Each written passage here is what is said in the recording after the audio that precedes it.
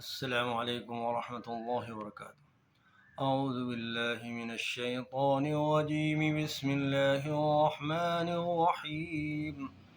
وواعدنا موسى 30 ليلة وأتممناها بعشر فتم ميقات ربه 40 ليلة.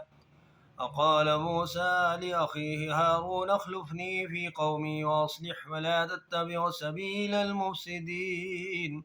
ولما جاء موسى لميقاتنا وكلمه ربه قال رب أرني أنظر إليك.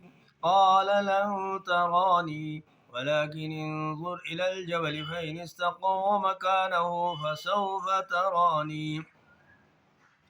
فلما تجلى ربه للجبل جعله دكا وخر موسى صعقا. فلما أفاق قال سبحانك تبت إليك وأنا أول المؤمنين. قال يا موسى إني اصطفيتك على الناس برسالاتي وبكلامي فخذ ما آتيتك وكن من الشاكرين. وكتبنا له في الألواح من كل شيء موعظة وتفصيلا لكل شيء فخذها بقوة وأمر قومك يأخذوا بأحسنها سأريكم دار الفاسقين. سأصرف عن آياتي الذين يتكبرون في الأرض بغير الحق وإن يروا كل آية لا يؤمنوا بها وإن يروا سبيل الرشد لا يتخذوه سبيلا وإن يروا سبيل الغي يتخذوه سبيلا. ذلك بأنهم كذبوا بآياتنا وكانوا عنها غافلين.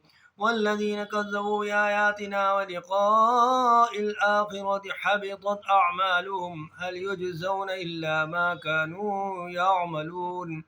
واتخذ قوم موسى من بعده من حليهم عجلا جسدا له خوار ألم يروا أنه لا يكلمهم ولا يهديهم سبيلا اتخذوه وكانوا ظالمين.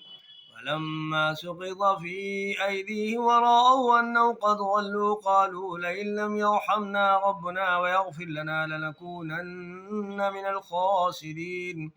ولما رجع موسى إلى قومه غضبان آسفا قال بئس ما خلفتوني من بعدي أعجلتم أمر ربكم.